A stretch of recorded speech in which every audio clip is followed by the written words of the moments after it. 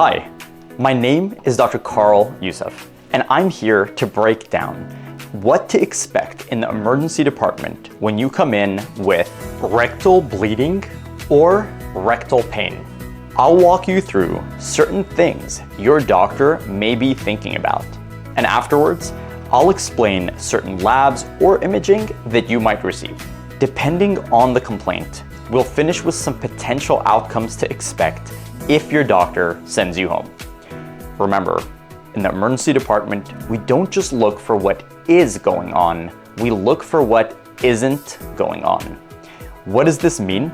It means that as emergency doctors, we always have a mental list of scary diagnoses that we have to make sure are not happening to you. So, even if we don't find the exact diagnosis within one ER visit, our goal is always to rule out big, bad, and scary things. As you go through your workup, remember that even if you don't see your doctor for some time, they are always following your results in the background. So, you're coming into the emergency room with rectal bleeding or rectal pain. Here is what your doctor is thinking. If you're having rectal bleeding, the first thing your doctor will likely do is make sure that you are not having life-threatening rectal bleeding. Rectal bleeding can occur from many different locations, with certain locations being more dangerous.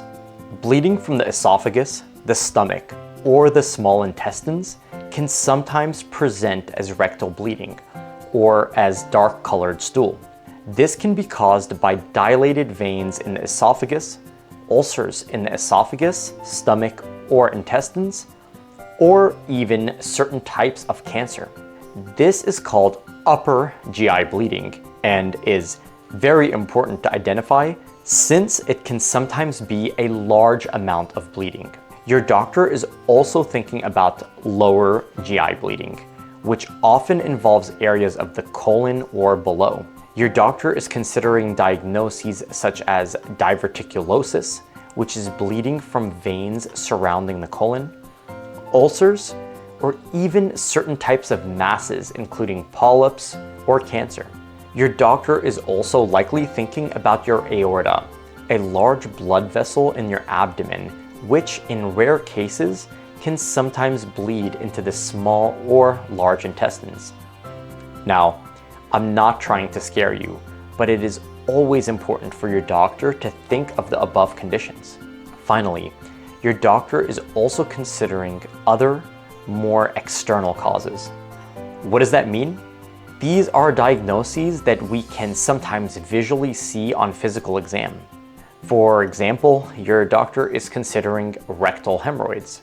These can be internal, meaning they occur just before the anal region, or external, meaning they are visible around the anal region. Hemorrhoids can have a significant amount of bleeding, but are usually not incredibly dangerous. They're also usually not painful, unless the blood within the hemorrhoid has clotted. Your doctor is also thinking of and checking for skin tears around the rectum, known as rectal fissures. These are usually very painful and present with bright red rectal bleeding. Furthermore, your doctor is also considering any physical injuries or even infections such as abscesses around the rectum. There are a few more considerations, including certain autoimmune conditions. However, this is generally what your doctor is considering. Your doctor will very likely need to do a rectal exam. This involves initially taking a visual look at the rectum to make sure there are no obvious injuries, tears, or hemorrhoids. Afterwards, your doctor may insert a finger into the rectum, known as a digital rectal exam, to try feeling for internal hemorrhoids or any masses. Your doctor also wants to check if there's blood within the rectum and what color that blood appears to be. To test for blood, your doctor may place a stool sample onto a card which can detect blood.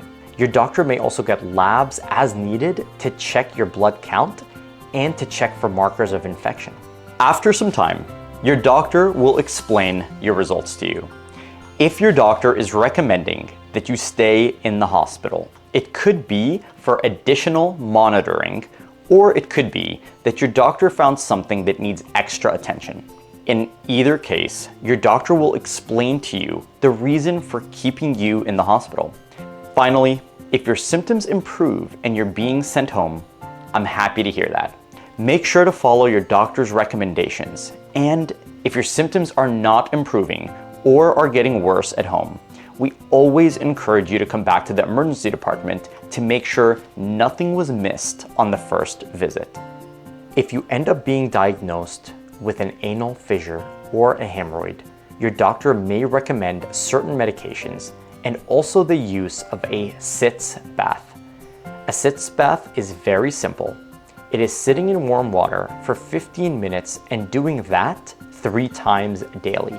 You can find a sitz bath setup at your local pharmacy, or you can even sit in a bathtub filled with warm water. Now, this is to attempt to reduce inflammation and cause rectal muscle relaxation. However, it is not always the solution. Fissures and hemorrhoids can take months to improve, and you may need the assistance of a colorectal surgeon. So please follow your doctor's recommendation to see a surgeon if necessary.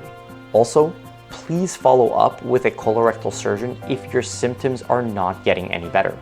I know that being in the emergency department can be an incredibly stressful experience, and I hope this is helpful for you. Again, this is Dr. Karl Yousef. Wherever you are, we care about you. We work hard to make sure that you're okay. While you wait, feel free to subscribe to this channel for more medical information from a board-certified emergency doctor. You can comment with video ideas that you want me to cover, and I'll take the time to reply to you. You can even watch some of the other videos on this channel for entertainment. Thank you for your time. I'm wishing you the best in your health.